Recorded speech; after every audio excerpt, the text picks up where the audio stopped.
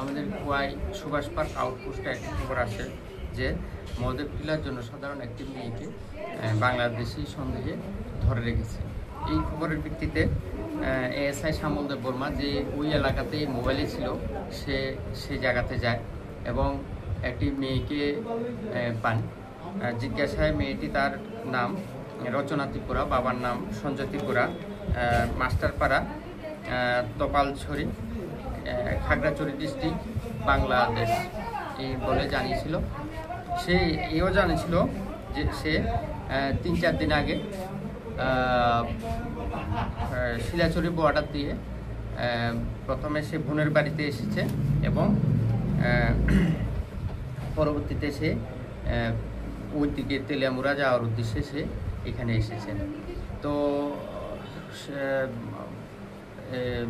মেয়েটাকে পাওয়ার পরে এএসআই শ্যামল দেব বর্মা মেয়েটাকে নিয়ে আসেন এবং আমাদের যে আইন অনুযায়ী আমরা যে পুশব্যাকের যে সিস্টেম, সেই সিস্টেমে আমরা মেয়েটাকে বাংলাদেশে পাঠানোর আমরা ব্যবস্থা